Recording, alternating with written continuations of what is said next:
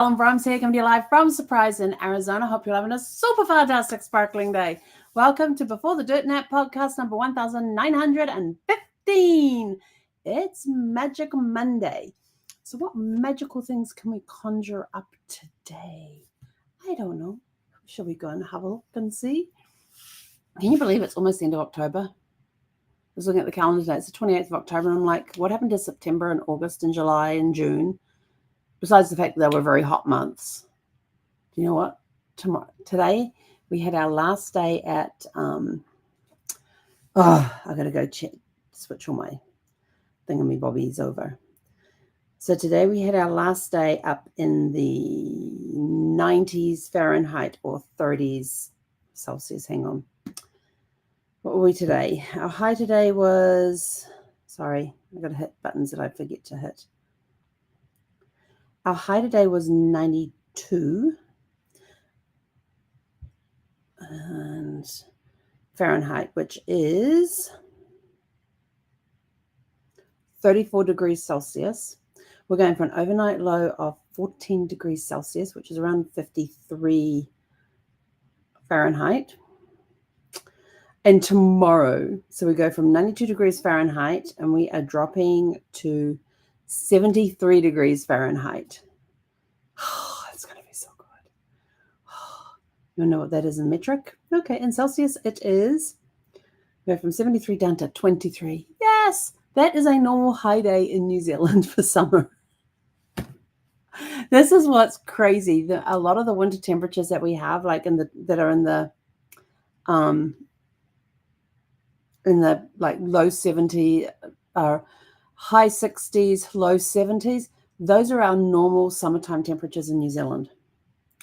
Yeah, I know. New Zealand's going into summer right now. So we're actually in spring right now. So opposite seasons. So anyway, here we are with Magic Monday. So we're going to create a little magic for you.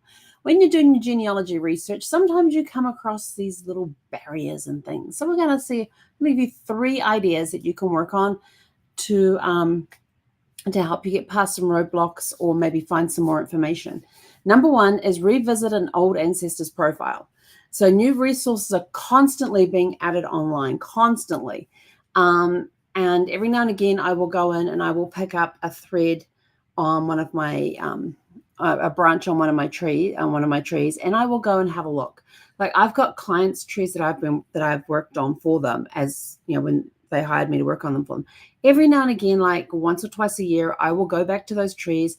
I will refresh my memory on those trees, and then I'll do a little more searching, because a lot of times there could be stuff that I was information I was looking for but couldn't find at the time. And now all of a sudden, they've added all these new resources. So now we've got some more information online, and you never know, you might find that brick wall that has now been crumbled because of the information that's now available online. Or it could be going into a library and searching in a library or a archives or a family history society. They have resources as well that could help you continue with their search. So that's number 1. Number 2, search for different spelling variations. And they say that names will often change in records, but do they really change, especially for immigrants? Do they really change?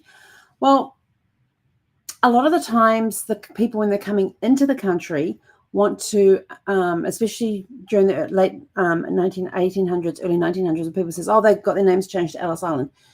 Yeah, the reason they got their name changed to Ellis Island is because the people wanted to change their name. They asked if they could change their name. They wanted to Americanize it. A lot of people coming in at the time were Jewish, and were escaping religious persecution. So they wanted to Americanize their names, like the name's the Brahms last name. It is no relation to Johann Brahms, the composer. It came about by the fact that Brad's family came over from Russia and Lithuania and the Ukraine, and they came over as a Brahmsovich. And when they arrived in the US, they kept their Brahmsovich for a little bit, then changed it to Abrams. And then when my father-in-law was around the age of 6 or 7, his father decided, we're going with Brahms. And that's how the Brahms name came about.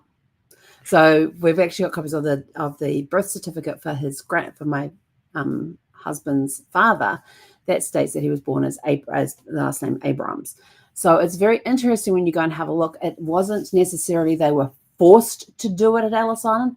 They requested because of what they were escaping back in their homelands and stuff. They wanted to Americanize the name so they could sound more American when they came into the country. So a lot of families requested the change when they came in. They were not forced to do it at Ellis Island. But not only that, you then get different spelling variations as well. And the reason you get spelling variations is you may have somebody who could not read and write, and they said what their name was, and whoever was writing down the name wrote it how they heard it. So a lot of the times it was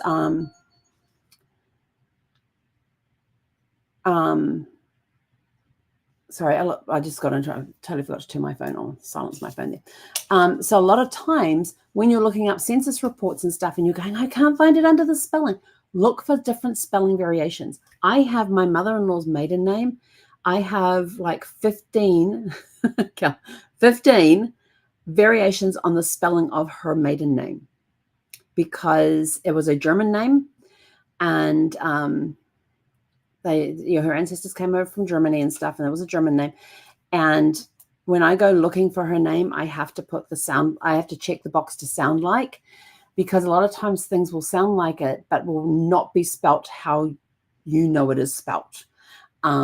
And even at times, like doing census reports, you've got to look for different spelling variations because it's what the enumerator hears and what they write down at the time that they were told. And if the person is not looking at what they're writing, they could write anything. And yes, there is a way that if you come across it on Ancestry, there is a way that you can change that. There's a little button over on the left-hand side, and I can't remember what it states. Something about correcting the name. It's something about correcting names. It's over on the left-hand side there.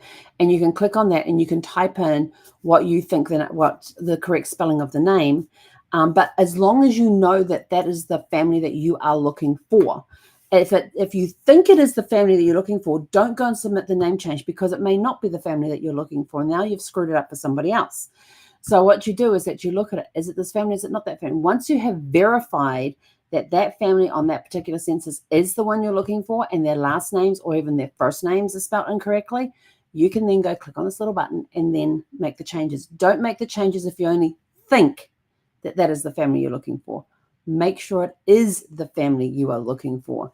And if you have verified it as the correct family, then put the change. You can put the changes in there. And how they show up is at the top. It'll have the name as it was transcribed. See, and that's the other way that last names can be misspelt or things like that is because people are reading the handwriting and they think it's something different. And like there's been ones I have found, and I've got, how did they get that out of that last name? And I go and I have a look at the original image because a lot of times for the census reports they have the images there. So I go and look at the image and I'm like, how did they get that name out of that? Because that's very obviously this is how it's spelt. I mean, there's times I have looked at the transcription and go, well, that's nothing like what they have it listed as. And it's because somebody's come before me and they've put that there. And when the changes, they'll have the name at the top. Then underneath in square brackets, they will have alternative name spellings that people have submitted, which is quite interesting about how people think it's their relation and everything else. And I'm like, okay, so when I have proven who's in the family and everything else, and I can prove that family is this particular name, then I will go and submit the name change, submit the names and that sort of thing. And sometimes it is like, I don't know who did the transcriptions on some of it. In fact, here's a really cool part, is that there'll be times when things are being released, like census reports, like the 1950 census report that came out in 2022, and they actually asked for volunteers to help transcribe the census reports. So I went in to have a look where my mother-in-law and her husband were living at the time, and somebody already transcribed that. And I was like, darn it. So I looked up other names that I knew and I went in and transcribed those pages, and it will actually, scans the page for you, and then it comes up with a list of what it thinks the names are. And so now you've got to look at the transcription, look at the original image, look at what the computer has transcribed it as, and then go in and make corrections, which is what I had to do I had one page and it was a mess. I don't know what was going on with the optical reader on whatever page they were scanning or something, but the computer AI program just totally missed the bucket they just missed it on everything. And I literally had to retype everybody's names onto the page onto the actual transcription to correct everything. That took a while. But there are times that when stuff is released, when records are being released, like the census reports, that you can actually volunteer to go in and do the transcriptions, which is kind of cool. So different ways that it can be misspelt. It's how it is heard, to how the person who is writing it, they hear it and how they think it is spelt. And they may even ask the people, how do you spell that? And the people are like, may look at them like crazy because they don't know how to read or write. So they have no idea how to spell their own name. So therefore the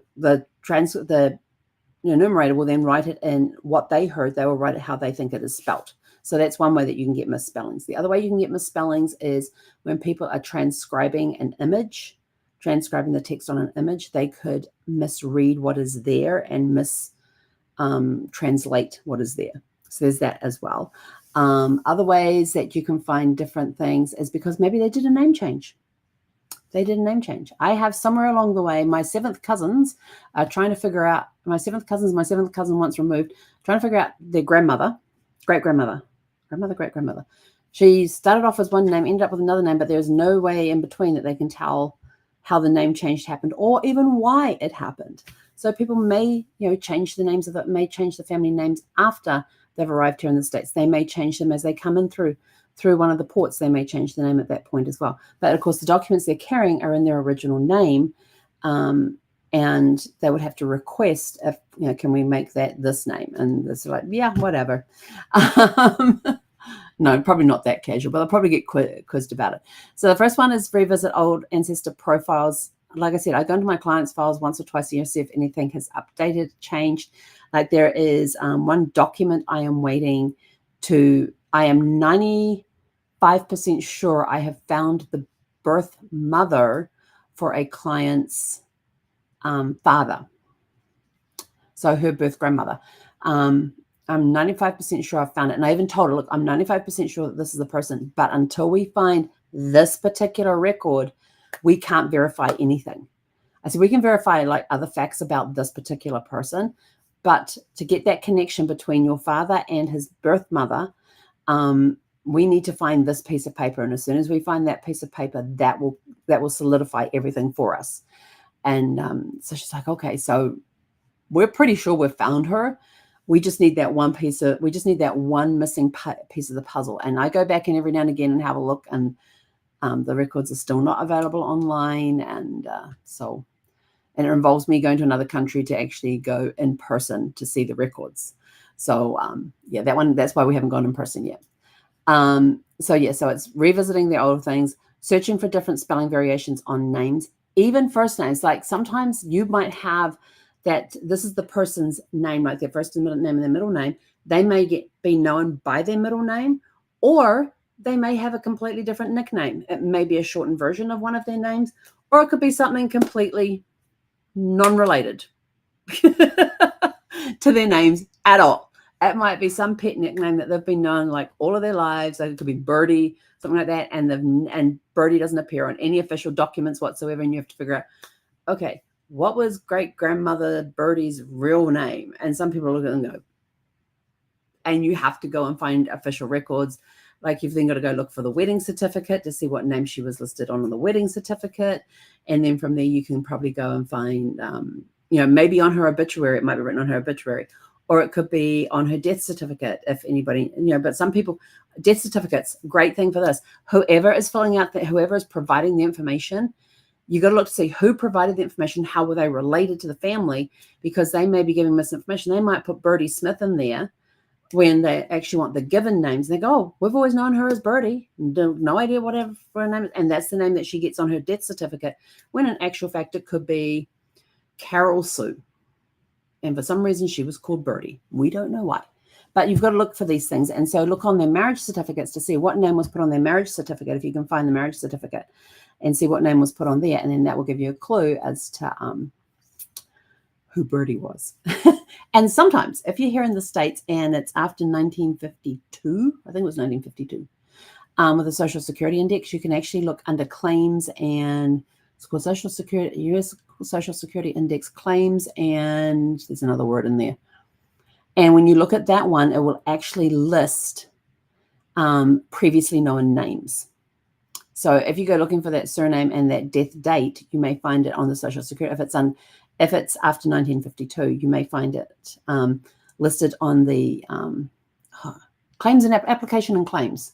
Yeah, Social Security Index applications and claims. You go and look on that. That gives you a lot more information. It may even give you the parents' names of the person you're looking at. So you've got that you can use to verify, is that the right person? Then look down below at the bottom, and it may have also known as, or it'll put the dates of the name changes on there. And I have even seen this done with adoptions, where the family knew there was adoption, wasn't sure if there was an adoption, and I found the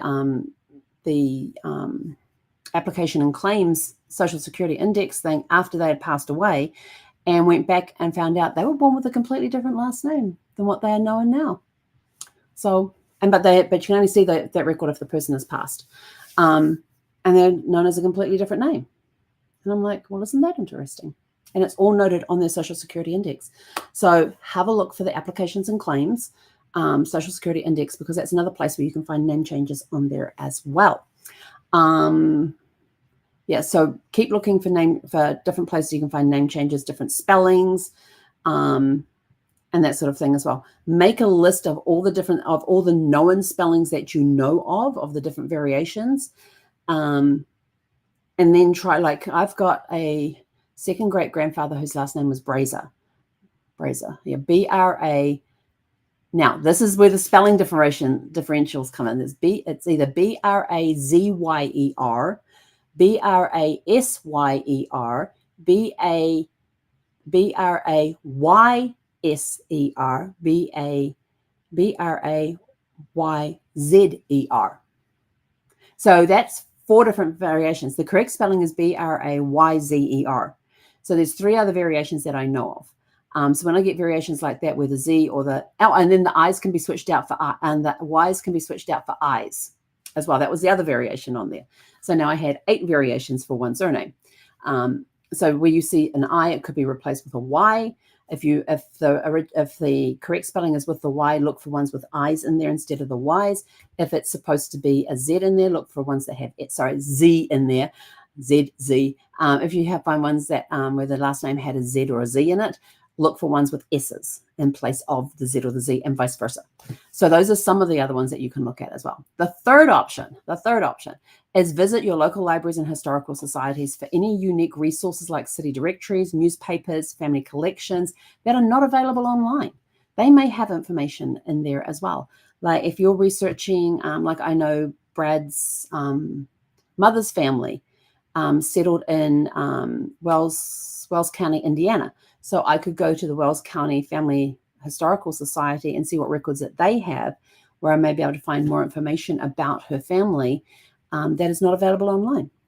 So that's another place that you can go and look as well, as local library. In local libraries, they will have a genealogy set. Most of the ones I have been in have had a genealogy section, and you go in there and there's like family story, the family books. I call them the family books. These are the ones that turn around and have the family tree listed in there. They may put there in story form. It may just be the family tree just listed all out, and you've got to follow the numbering system that they have there to find the person that you need to have, and or you find the person you need to have, and then you got to track it all the way back through their parents and grandparents and great grandparents, blah blah blah blah. And so there's those books that could be there too. I've got one from the Longland side of my family, which is on my dad's side of the family up in Warboys, where Anne Longland married into the Eakins family.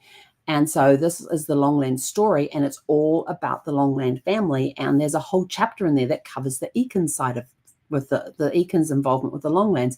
And it was not just the fact that my whatever great-grandfather he was, sorry, mind blank, married Anne Longland. It was the fact that the Eakins and the Longland families were very closely associated with each other, because there's a lot of mention in there of them working together and collaborating on this and collaborating on that. And there's all of this. And at one point, one of the Eakins guys was sort of like the executor of the estate for one of the Longland people. And so there was a lot of socializing in there, and that was all there in these stories that they had found through documents and newspaper articles and journal entries. And wills, deeds, and trusts, and all of that sort of stuff as well. So, sometimes the libraries will have those books for people who settled in that community. Like if I go to Jefferson County, one of my clients' families settled in Jefferson County. I can go to their book of the settler, their book that's on the settlers, which is not available online. And I would be able to go in there and read all about their family, that when they moved to the area, when they came in, how they found their piece of land, all of that sort of stuff, what they did within the community while they established themselves there. And if there's anybody else from that family, if they had children, did they stay in the area? Did they leave the area? Things like that. So you can find those sorts of records in places that for the local community. So look at the local historical societies, look at the local libraries to see what books that they have about the community. And like I said, there'll also be directories there. There may be old newspapers there. There could be journals that have been given to the historical society or to the library that are available but may not be on the shelf and might be something you've got to ask for. Even if you've got a local archives, a county archives or a city archives, go and check those places out too, because you'll be surprised at the treasure you can find in there. And on, what was it? Roadshow Genealogy, when that was on, they had Josh, can't think of his name. I liked Josh.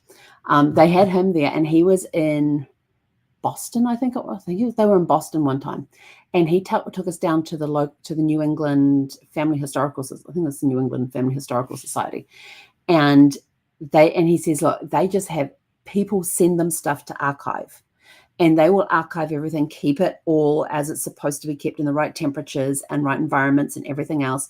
And he says they will even catalog the stuff you send stuff in. And the camera zooms down to his feet. There is a suitcase there that has been cataloged.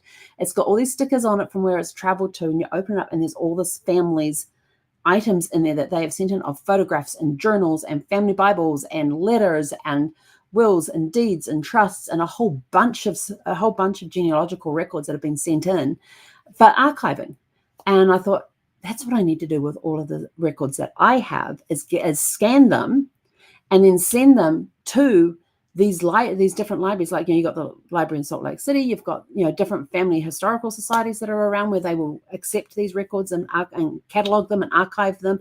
They may even put them records online, based on what their criteria are to put them online and that. So because I know some of the records that I have may be the only copies available in the world. And that's simply because some of the documents I had came from Lithuania, the Ukraine, and Russia.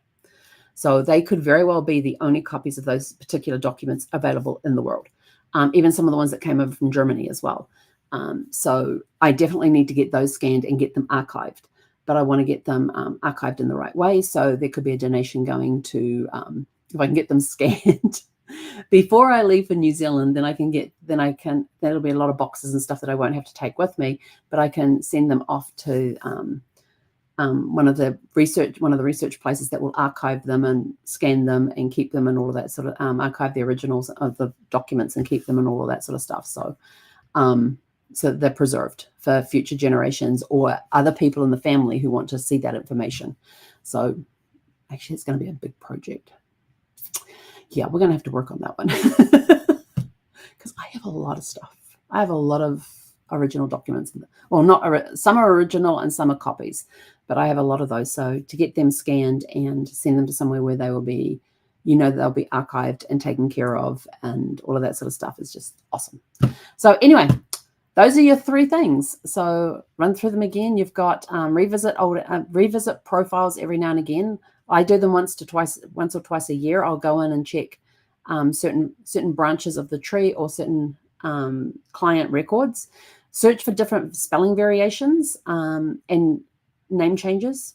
And then the last one is to visit local libraries or historical societies to see what unique collections they may have, because they may have a family collection that's come in that is all been donated to that institute, and they now have it archived and online and things. And although they may not have it online, but they may have it there so you can actually see it. So with that, we are out of here. As a reminder, coming up on Saturday at 9 a.m. Pacific time, we have the Love to Read book club discussion on this book, Stillhouse Lake. There's still time to get in there and get it read. And you can grab a copy here by scanning the QR code, Saturday, 9 a.m. Pacific time. this book is awesome. I have to say, this book is awesome. Went through a dry patch where there was a lot of description stuff going on, but then I thought, okay, it may be needed later on, so I need to note this because she was describing the layout of the place that she was living in with the, you go down the street and this is where this is and that is, and I thought that's going to be important later on. And if it's not important later on, then why is it in there? So anyway, with that, we are out of here. Go out, have a super fantastic sparkling evening.